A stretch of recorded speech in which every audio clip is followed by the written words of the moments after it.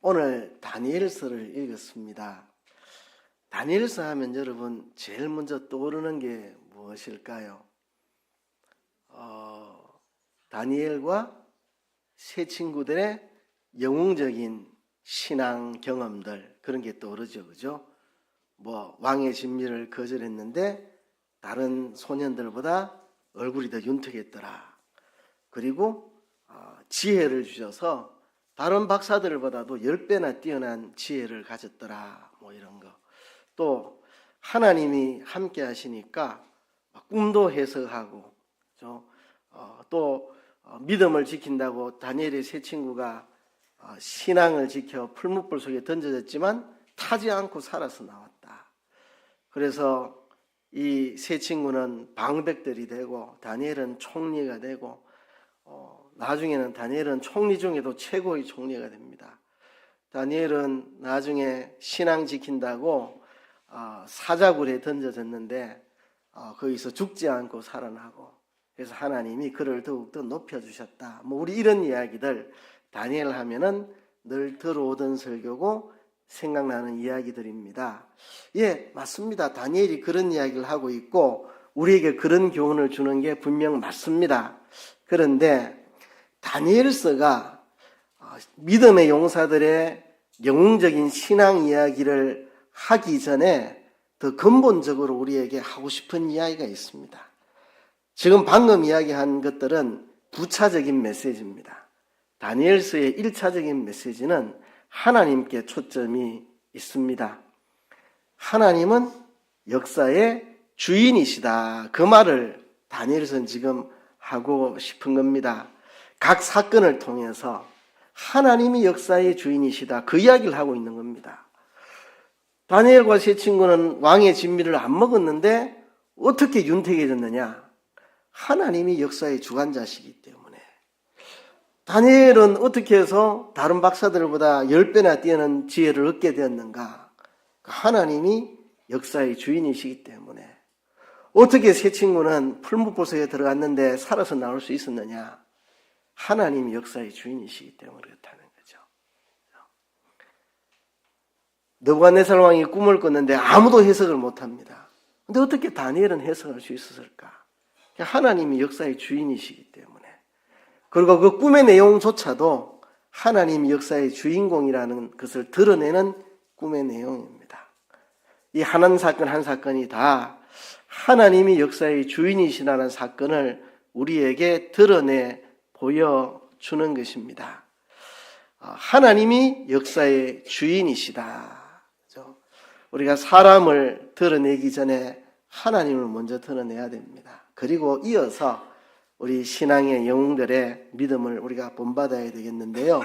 먼저는 하나님이 역사의 주인이시라는 사실을 다니엘서가 처음부터 끝까지 반복해서 말하고 있다는 사실을 우리가 알아야 합니다. 여러분, 진정한 복이 무엇입니까? 다니엘의 친구들이 도지사가 되었더라. 이게 큰 복입니까? 다니엘이 총리가 되었고 총리 중에서도 총총리가 되었다. 이게 복입니까? 그것도 복은 복이죠. 그러나 그보다 더 큰 복이 있습니다. 하나님의 하나님 되심을 세상에 드러내는데 사용받는 것. 이게 진짜 다니엘과 세 친구의 복입니다.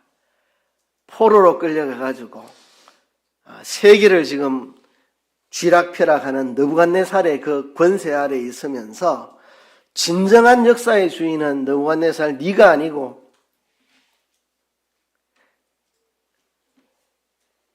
하나님이 주인이시라는 것을 드러내는 도구로 쓰임받는 거, 이게 진짜 복입니다. 진짜 복은 도지사가 되었더라, 총리가 되었더라, 총총리가 되었더라, 이게 진짜 복이 아니고 그보다 더 큰 복은 정말 하나님의 살아계심을, 하나님의 전능하심을, 하나님의 역사의 주인 되심을 다니엘을 통해 드러나게 하고 세 친구를 통해 드러나 보여주고 하나님 모르는 바빌론 제국에 하나님을 드러내 보여주는데 쓰임받는다는 것, 이것이 진짜 진정한 복이라고 하는 것입니다. 이 다니엘서는 12장까지 있잖아요. 1장부터 12장까지. 그런데 정확하게 절반으로 갈라집니다. 1장부터 6장까지는 역사 이야기입니다. 사건들입니다. 왕의 진미를 거부한 사건, 왕의 꿈을 해석해 준 사건, 우상에게 절하지 않아서 풀무불에 던져진 사건, 또 왕이 받은 꿈을 해석해 주고 그대로 이루어진 사건들, 교만한 왕을 하나님이 벌하시는 사건, 다니엘이 사자굴에 들어갈지라도 기도를 중단하지 않았던 이 사건, 전부 역사적 사건이 이야기식으로 기록되어 있습니다. 그런데 7장부터 12장까지는 상당히 어려운 내용이 나옵니다. 다니엘이 본 환상, 계시 이런 것들이 나옵니다. 그러니까 전혀 다른 이야기, 그죠? 6장까지는 역사적 사건을 이야기하고 있고 7장부터 12장까지는 환상을 이렇게 이야기하고 있습니다. 1장부터 6장까지에서는 다니엘이 느부갓네살 왕의 꿈을 해석해 주었는데 이제 7장부터 12장은 다니엘 자신이 환상을 보게 되는, 자기가 꿈을 꾸는 그런 내용들이 나옵니다. 자, 형식은 전혀 다른 형식으로 기록되어 있습니다. 앞에는 이야기고 뒤에는 환상에 대한 것들, 전혀 다른 형식으로 기록되어 있는데 메시지는 똑같습니다. 앞에서 하는 이야기나 뒤에서 하는 이야기나 똑같은 메시지입니다. 1장부터 6장까지는 하나님이 지금 이 세상의 주관자시다. 현재 지금 우리가 발딛고 살아가는 이 세상의 역사의 주인은 하나님이시다. 그 이야기를 1장부터 6장까지 하고 있는 거고 7장부터 12장까지는 장차 일어날 일들, 미래에 대한 것들, 앞으로 이 역사가 어떻게 진행될 것인가, 역사가 어떻게 펼쳐질 것인가 하는 거기에 대해서, 미래에 대해서 여전히 하나님은 역사의 주인이시다. 앞으로 역사를 펼쳐나가는 것, 바빌론 제국이 멸망하고 페르시아 제국이 들어서고 또 페르시아 제국이 망하고 헬라 제국이 들어서고 헬라 제국 때에 교회를 핍박하는, 유대인들의 신앙을 핍박하는 강력한 핍박자가 등장하게 될 것이고 거기에 많은 성도들이 어려움을 당하고 죽임을 당하고, 그리고 또 그 뒤에 로마 제국이라고 하는 아주 강력한, 전에 없었던 강력한 제국이 들어서고 그렇게 되지만 바빌론도 페르시아도 헬라 제국도 로마 제국도 다 무너지고 하나님의 나라가 영원히 서게 된다. 앞으로 일어날 미래의 역사도 하나님이 그 역사의 주관자시고 진행자시다. 하나님 손에 모든 역사가 달려있다. 그 이야기를 하는 겁니다. 앞부분의 역사 이야기나 뒷부분의 환상 이야기나 기록된 방식이나 문체, 스타일, 문학적인 양식은 전혀 다르게 기록되어 있지만 똑같은 이야기. 지금 이 세상에 하나님이 주관하고 계신다. 장차 일어날 일들도 하나님이 다 주관하신다. 그것을 드러내 보여주기 위해 기록된 게 다니엘서입니다. 저는 다니엘서를 가리켜서 구약의 요한계시록이라는 말을 참 좋아합니다. 누가 처음 지어낸 말인지 모르지만 정말 다니엘서를 잘 간파한 이야기라고 생각합니다. 다니엘서는 구약의 요한계시록이다.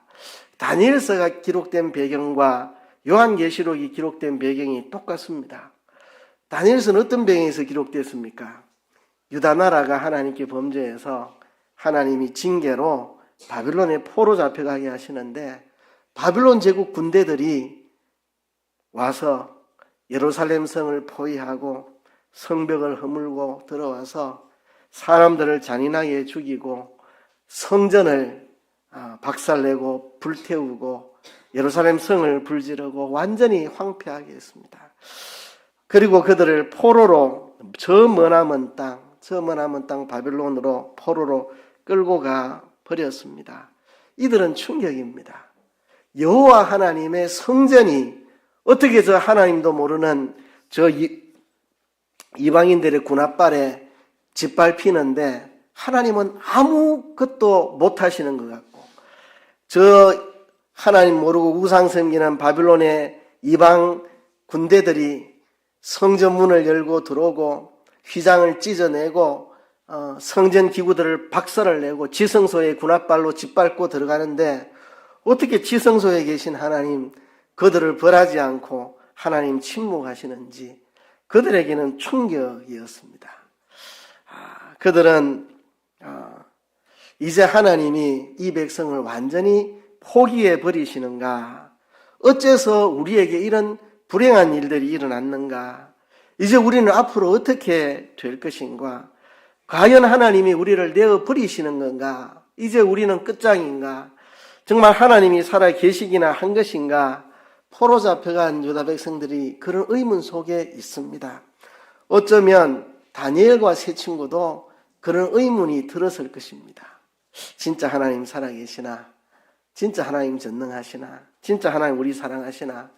정말 하나님 우리와 함께 계시나? 우리를 버리신 건가? 하나님은 영원히 우리를 떠나버리신 건가? 우리는 이대로 끝인가? 하나님의 언약도 하나님의 나라에 대한 약속도 다 끝이 나는가? 그런 의문 속에 쌓여 있을 때에 그렇지 않다. 하나님은 여전히 살아계시고 역사의 주인공으로 세계 역사를 이끌고 가신다. 바벨론에 포로되어 간 것도 하나님이 하신 일이고 그 바벨론에서 하나님이 역사의 주인이라는 것을 여전히 드러내고 계시고 장차 미래에 그리스도께서 오셔서 너희들을 구원하는 그날이 있을 것이다. 그들에게 확신을 심어주는 게 다니엘서입니다. 요한계시록도 똑같습니다. 초대교회 시절 로마에 의해서 기독교 대박해가 일어날 때 교회가 폐쇄되고 문을 닫고 목회자들이 잡혀가서 옥에 갇히고 화형을 당하고 사자의 밥이 되고 많은 성도들이 신앙 지킨다는 것 때문에 사자의 밥이 되고 가로등불처럼 매달려서 불타지고 이렇게 하는데 왜 하나님은 침묵하고 계시나? 로마 황제 가이사가 이렇게 기독교 대박해를 하는데 왜 하나님은 침묵하시나? 하나님 살아계신가? 진짜 하나님의 나라가 이루어지나? 정말 교회가 이렇게 끝나버리는 건 아닐까 하는 그런 생각 속에 있을 때 그렇지 않다. 하나님이 살아계시고 하나님이 그 교회를 지키신다. 하나님이 세상 역사를 주관하신다. 로마 제국은 망할 것이고 하나님의 나라는 영원히 서게 될 것이라는 이야기. 그래서 초대교회 성도들에게 확신을 주고 믿음을 주고 소망을 주는 그런 게 요한계시록인데요. 다니엘도 그와 같은 내용을 담고 있습니다. 오늘날도 마찬가지입니다. 서구 교회가 많이 약화되었습니다. 한국 교회도 많은 어려움 속에 있습니다. 이대로 교회가 약해지고 많은가? 이대로 하나님의 나라가 허물어지는가? 이런 생각을 하는 분들이 있을 수 있습니다. 여러분들이 세상 나가서 세상 권세 아래 짓눌려가지고 세상의 권력가들, 돈 있는 부자들, 유능한 사람들, 그 사람들이 세계를 다 좌지우지하는 것 같고 우리 기독교회는 뭔가? 우린 무슨 힘이 있나? 이런 의기소침한 분들에게 역사의 주인은 하나님이시라는 것을 드러내주는 게 이 다니엘서가 주는 메시지입니다. 오늘 본문 1절과 2절에 보면 앞으로 다니엘서가 펼쳐질 이야기가 무엇인지를 다니엘 1장 1절과 2절에 담고 있습니다. 1절에 보면 유다왕 여호야김이 다스린 지 3년이 되는 해에 바벨론 왕 느부갓네살이 예루살렘에 이르러 성을 에워쌌더니 주께서 유다왕 여호야김과 하나님의 전그릇 을마를 그의 손에 넘기심에 그가 그것을 가지고 신할 땅 자기 신들의 신전에 가져다가 그 신들의 보물창고에 두었더라. 자, 이때는 여호야김 왕 때의 이야기입니다. 아직 유다 나라가 망하지 않았을 때입니다.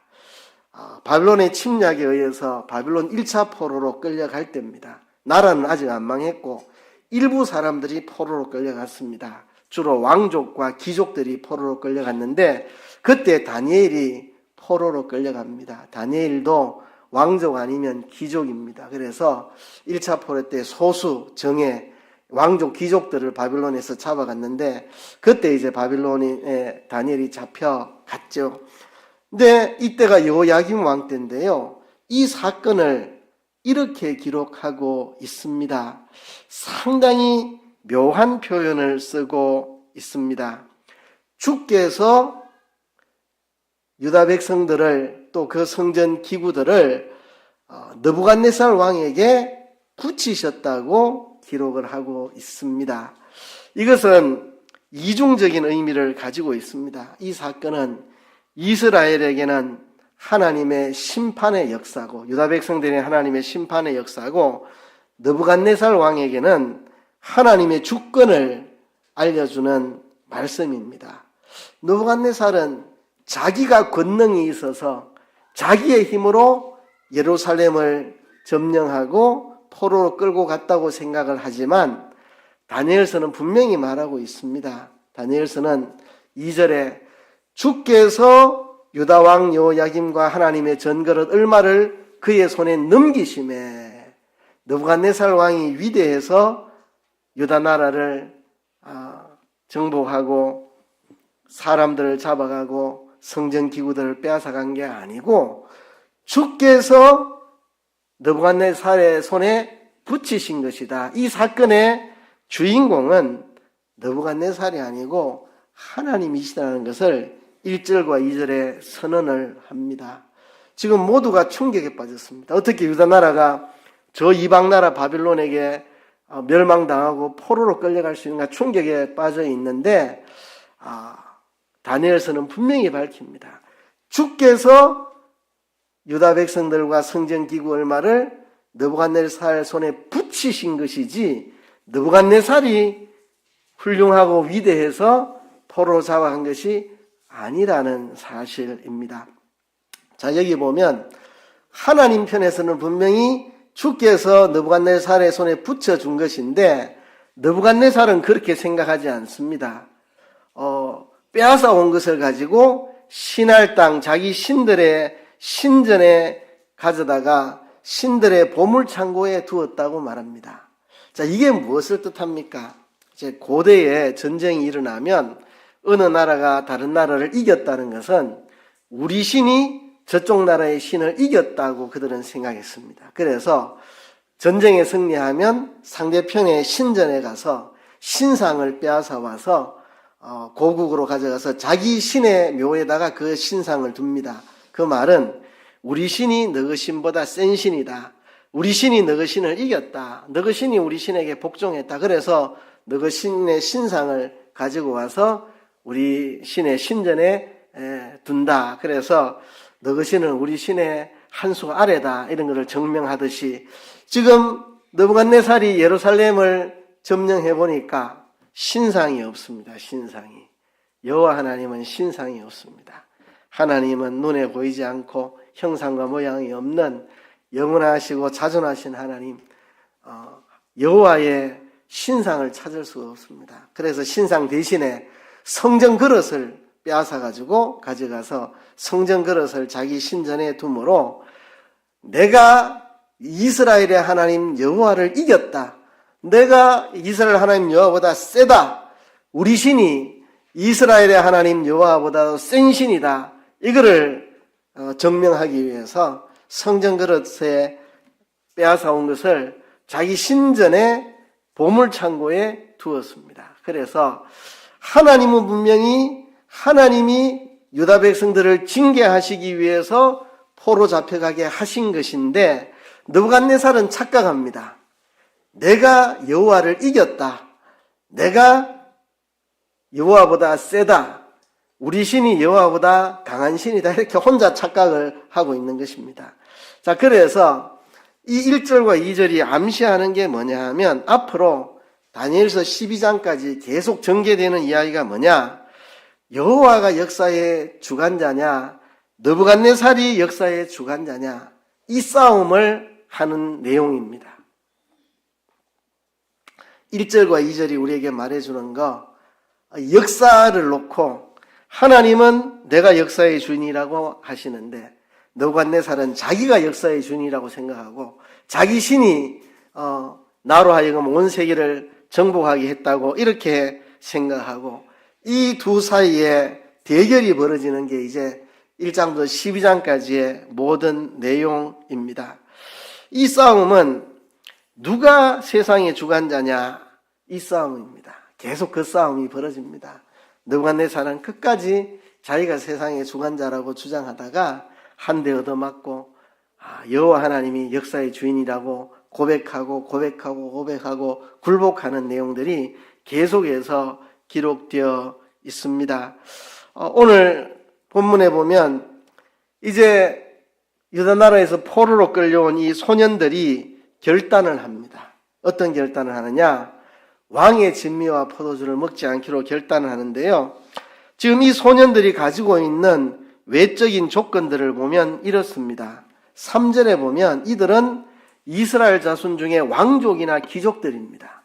그러니까 굉장히 신분이 높은 왕족과 귀족들, 또 4절에 보면 흠이 없고 용모가 아름답고 지혜를 통찰하고 지식에 통달하고 학문에 익숙한 사람들. 그러니까 귀족 왕족 중에서도 정말 흠이 없는 사람, 용모도 출중하고 모든 지혜에 통달한 학문에 능한 이런 청년들을 지금 포로로 잡아온 것입니다. 이들에게 갈대아 학문을, 바빌론 학문을 가르칩니다. 바빌론의 학문과 언어를 가르쳐가지고 이들을 정말 특수한 사람으로 만들려고 합니다. 그 일을 하는 데 있어서 5절에 보면 왕의 음식과 그의 마시는 포도주를 날마다 제공합니다. 이거는 보통 특권이 아닙니다. 왕이 먹는 진미와 포도주, 이건 누구도 먹을 수 없는 겁니다. 왕이 먹는 왕의 상에 올라가는 것들을 이 청년들에게 다 제공을 해주는 특혜를 이들은 받았습니다. 원래부터 왕족, 귀족에다가 흠이 없고 용모가 아름답고 지혜롭고 학문에 능한 사람인데, 갈대아 학문과 언어를 특별히 왕궁 특별학원에서 공부를 하고 왕의 음식을 먹고 이렇게 특별 대우를 받게 된 소년들입니다. 이렇게 이들에게 특별 대우를 해주는 목적은 5절 하반절에 보면 왕 앞에 서게 하려 함이라고 말합니다.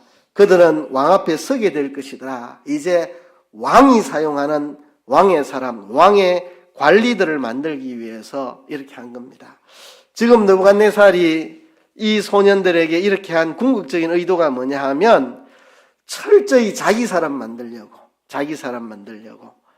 바빌론 학문을 가르치고 바빌론 음식을 먹이고 이름도 바빌론식 이름으로 다 바꿔버리고, 그렇게 해서 이들에게 바빌론 교육을 하고 바빌론 문화를 가르치고 바빌론 철학을 심어주고 바빌론의 정신을 주입하고, 그래서 바빌론화 시키려고 문화적인 교화를 하려고 지금 느부갓네살은 시도하고 있습니다. 이런 느부갓네살의 의도에는 자기가 세상의 주관자라는 의도가 깔려 있습니다. 내가 세상을 지금 지배한다, 내가 세상을 통치하고 세상을 지배한다는 자기의 역사관, 거기에 바탕에서 이제 이 포로로 잡혀온 소년들을 전부 내 사람으로, 바빌론의 의식을 가지고 바빌론의 정신을 가진 사람으로 만들어서 내 관리로 쓰겠다는 이 목적으로 이렇게 합니다.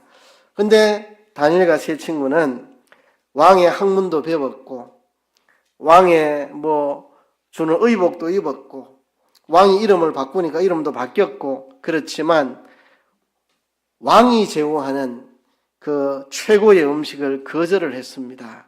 왜 최고의 그 음식을 거절했는가? 우선은 두 가지 문제가 있습니다. 종교적, 신앙적 문제가 있습니다. 구약 성경 레위기에 부정하다고 정한 음식들이 있습니다. 바빌론에서는 그런 레위기 율법에서 부정하다고 하는 음식들을 마음껏 먹으니까 왕의 진미에는 부정한 음식들이 가득 차 있었을 겁니다. 그리고 또 그 당시의 문화에 따라서 신에게 제사한 음식을 왕에게 바치고 이렇게 했을 것입니다. 그래서 이게 우상의 제물이거나 레위기 율법에 부정한 음식이었을 가능성이 많습니다. 그런데 이것을 거절한 이유가 단순하게 그 정도의 이유뿐만 아니라 나는 느부갓네살의 사람이 아니다. 나는 바빌론의 사람이 아니라 나는 하나님의 백성이다.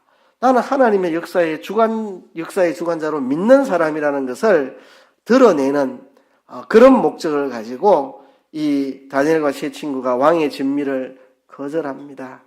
다니엘과 세 친구는 바빌론의 궁중에서 생활했지만 하나님 나라의 궁궐에서 사는 그런 사람들입니다.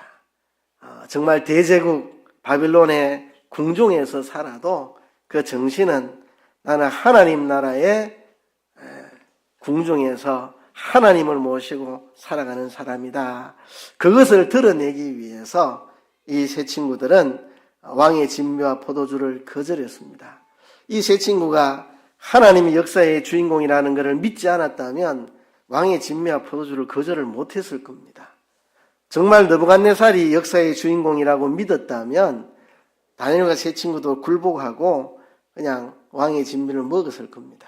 그것을 거절한 것은 여호와 하나님이 역사의 주인공이라는 것을 확실히 믿었기 때문에 하나님이 책임지신다는 거죠. 이 소년들에게 하나님이 어떻게 하셨느냐? 9절에 보면 황관장에게 은혜와 긍휼을 입어서 왕의 진미를 먹지 않고 채식을 할 수 있도록 허락을 받게 합니다. 하나님이 그렇게 하셨습니다. 14절과 15절에 보면 채식만 한 이 4명의 소년이 왕의 진미를 먹은 소년들보다 더 윤택하게 건강해졌습니다. 이것도 하나님이 역사의 주인이시기 때문에 그렇게 하신 일입니다. 17절에 보면 이 4소년에게 지혜를 주셔서 또 다니엘에게는 환상과 꿈을 해석하는 그런 능력을 주셨다고 말합니다. 하나님이 역사의 주인이기 때문에 이 4소년에게는 특별한 지혜를 주셨는데 다니엘에게는 꿈과 환상을 깨닫는 지혜까지 주셨습니다. 18절에서 20절까지 보면 이제 이 4소년이 왕 앞에 설 때에 그 나라의 박사들보다도 10배나 뛰어난 지혜를 가졌다고 말합니다.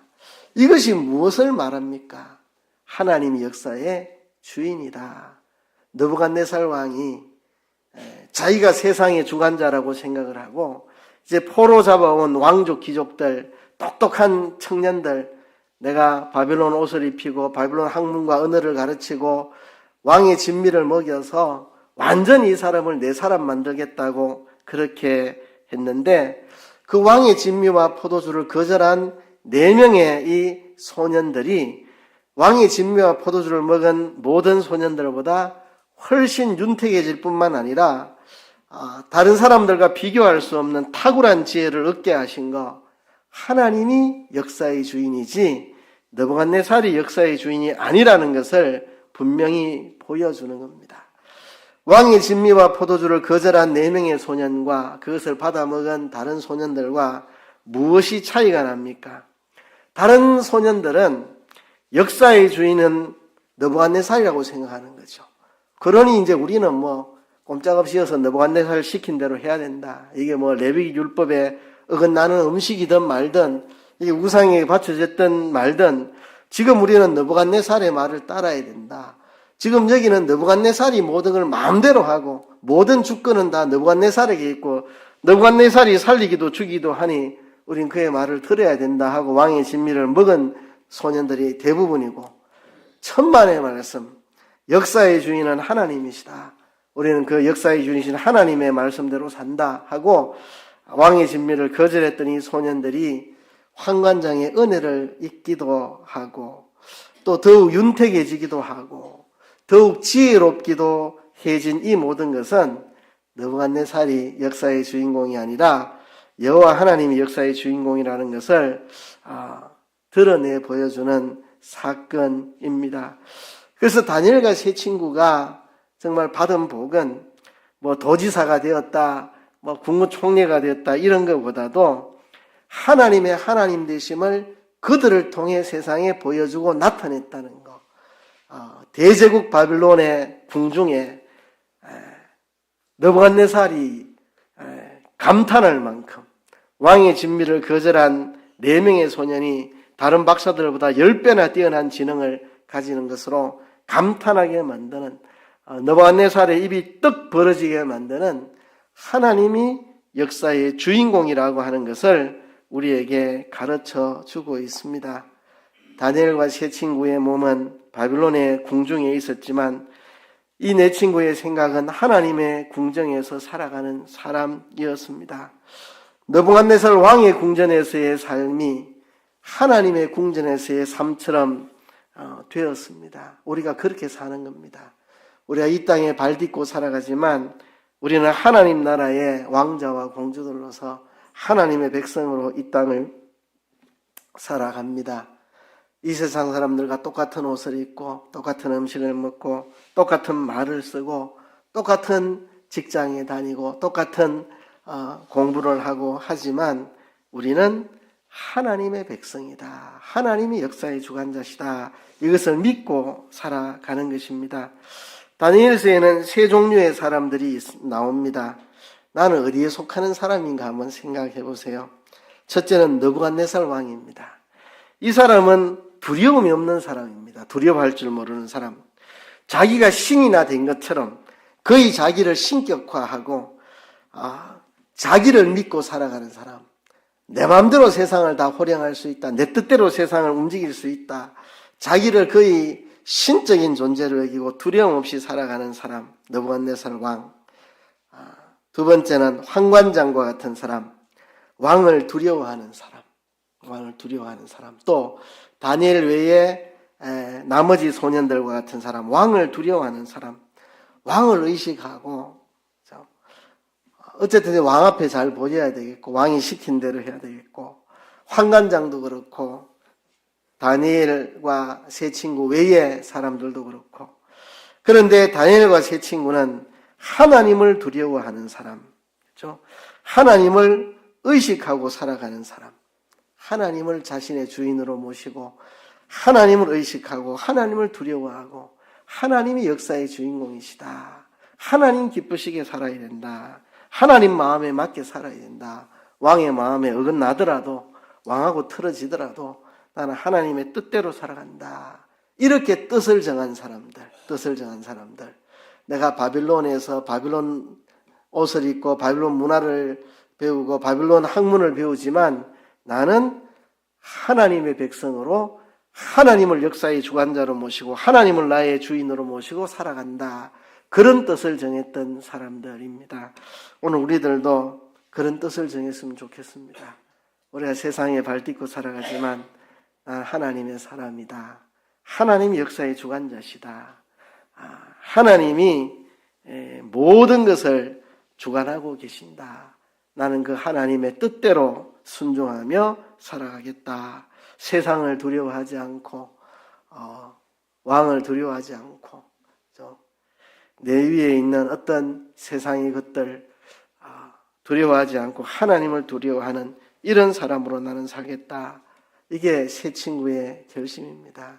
뜻을 정한 사람들, 하나님의 역사의 주인공 되심을 믿고 하나님을 역사의 주인으로 알고 하나님 앞에서 살아가겠다고 뜻을 정한 사람들의 이야기가 1장에 나오는 이야기입니다. 2절에 보면 주께서 유다 백성과 성전기구 얼마를 느부갓네살 손에 주께서 붙이신 것이다. 9절에 보면 하나님이 환관장에게 은혜를 얻게 하시다. 하나님이 그렇게 하셨다. 또 17절에도 보면 하나님이 내 소년에게 학문을 주시고 지혜를 주셨다. 하나님이 하신다. 다니엘서 1장이 말하고 있는 거, 하나님이 역사의 주인공이라는 것을 확실히 믿고 그 하나님의 뜻대로 살겠다고 뜻을 정한 소년들, 하나님이 이런 소년들을 통해서 진짜 하나님이 역사의 주인이라는 것을 드러내 주신 이야기. 이 개인의 영웅적인 이야기가 아니라 하나님 역사의 주인이라는 것을 믿는 이 세 소년들이 바빌론에 포로 잡혀갔을 때 진짜 나라가 완전히 망하고 나라 잃은 시민으로 포로로 끌려갔지만 하나님이 역사의 주인이지 느부갓네살의 주인이 아니라는 것을 믿고 내가 하나님 뜻대로 살겠다고 뜻을 정한 이런 사람들을 통해 하나님이 역사의 주인이라는 것을 실제로 드러내 주신다는 이야기죠. 오늘 우리들도 마찬가지입니다. 우리도 하나님을 역사의 주인으로 믿고 학교에서든 직장에서든 사회에서든 집안에서든 나는 하나님 뜻대로 살겠다고 뜻을 정하면 하나님이 그 사람을 통해서 정말 하나님 살아계시고 하나님이 역사의 주인이시다. 왕의 진미를 거절했지만 더 윤택해지고 그들이 다른 사람들보다 10배나 뛰어난 지혜를 얻고 정말 하나님의 역사의 주인이라는 것을 이런 사람들을 통해 하나님은 나타내 보여주신다는 거죠. 그래서 오늘 우리들도 이 시간 뜻을 정합시다. 우리가 세상에 살아가지만 우리가 하나님을 역사의 주인으로 모시고 나는 그분의 뜻대로 살겠다고 뜻을 정하는 여러분 되시기를 주의 이름으로 축복합니다.